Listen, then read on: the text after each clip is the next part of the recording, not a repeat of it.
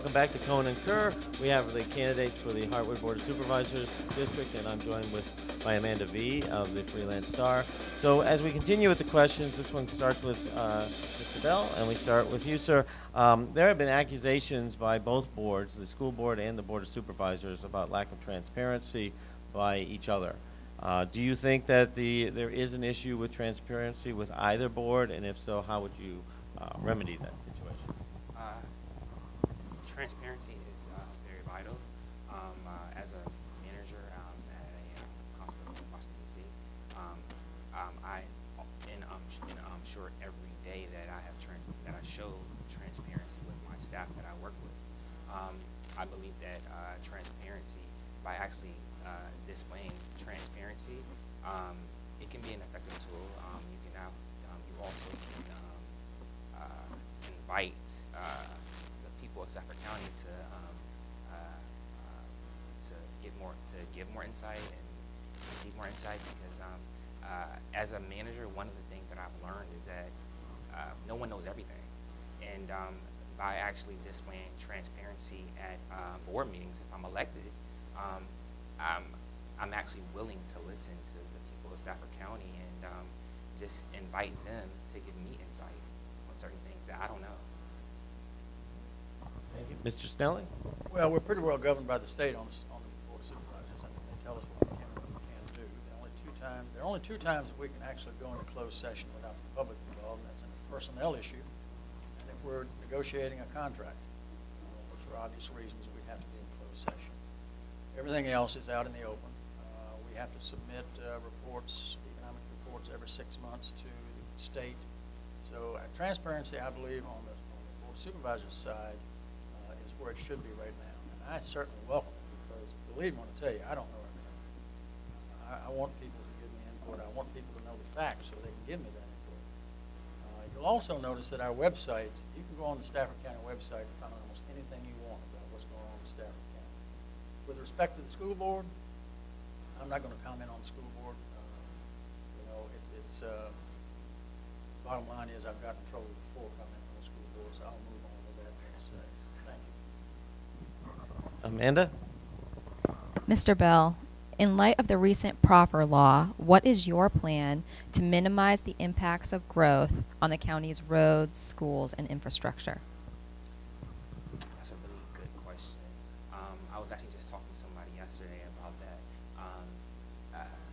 I believe that with the new regulations with proffers, it's very important and vital that we implement a plan to ensure smart growth in Stafford County, to ensure we still receive quality roads. That's something that really needs to be looked at. If elected, I am willing to work with the people of Stafford County to figure out a good plan that we can implement and try to ensure that we still have smart growth in Stafford County and still utilize the properties as well. Mr. Snellings? Well, one of the things we need to do, and we're going to do, is go back to the state and ask them to give us relief on this proffer laws that they took away from us. To me, it's just ridiculous that a developer can come in and build without paying anything. And the state needs to get back involved in that. They need to get involved to the point where they change that law. And I think there is some sentiments in Richmond now to where they will come back to the table and discuss that in the future. But let's talk about smart growth. We have a comprehensive plan, it's updated every 5 years. That comprehensive plan last year 2016 called for the building of, I think, 849 homes. We actually built 817, so a little bit below projection. So we do need that proffer law back.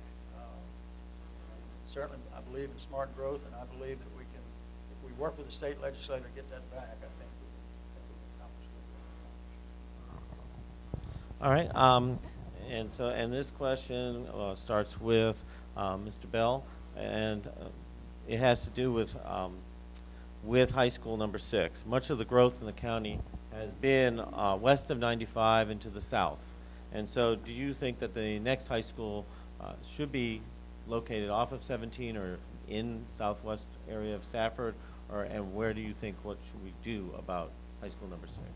I think that a high school on Route 17 is I know we have Stafford Senior High School, which is located north of 17. However, I believe that it's time for 17 to have a high school. It's ridiculous that we don't have a high school with really in the prime area of the Hartwood district. From talking to Hartwood residents, they're very upset about that, and I'm willing to work hard to ensure that we have a high school in right close to in the prime area of the Hartwood district. I agree. We need a high school in Hartwood. As a matter of fact, there's been some land that's been proffered some years ago, a development called Westlake that has not even started building yet. But the land is there for a new high school. The problem we've got is we've got to wait for the school board and the superintendent to tell us they need a new high school. At our July 5th meeting, I asked the superintendent in public, when do you need a new high school? Don't know yet. That was his answer. So when the school board tells us that we need a new high school, I'm certainly willing to vote. I will certainly be willing to vote to build one. And I want it built in South Stafford in the Hartwood area. Mr. Snellings, what are your top 3 priorities for the county? Top 3 priorities for the county. Number 1 priority of any elected official is public safety. I'm a big believer, as I know everyone else on my board is, of public safety. We support it. We support the Sheriff's Department 100%. I've recently received the endorsement of both Sheriff Decatur and Sheriff Jett. We support fire and rescue. We've increased the staff on fire and rescue by about 40% in the last 8 years. Second priority is education. Our education, someone said the other day, it's the only thing we produce, students. And believe me when I tell you, folks, there's going to be a kid one day that's going to save my life that has a good education. And I want to do everything I can to make sure he's got it. And the third priority for me is transportation. And as far as issues or problems are concerned, the biggest problem we've got today is transportation in Stafford County. And we must find a way to solve it. I'm willing to sit down with anyone to discuss it with any input I can on better ways to get around that situation. The number 1 focus on in my platform is education. As a Stafford County public school graduate, I understand the need for quality education with the teacher shortage, the overpopulated classrooms, the overpopulated buses. I recently talked to some parents, and they were complaining about at the beginning of the school year, their kids are having to stand up on the buses. So school is my number 1 focus. I also know that without good schools, then we're not going to have the best students. It's so important and it's vital, which is one of the reasons why my parents moved me and my brother from Prince William County so we can come to Stafford County to have a good quality education. So education is number 1. That's my number 1 focus. Second is transportation. With so many people moving to Stafford County, it is vital that we focus on transportation. We have to fix this issue before it gets out of hand. So that is my second focus. And thirdly is the economic growth. We need to draw more businesses to Stafford County. There's so many empty storefronts, and they can be used, and we need to try to draw business to Stafford County. And we have to show ourselves to you after this break, so come back after the break for another segment with our candidates answering questions.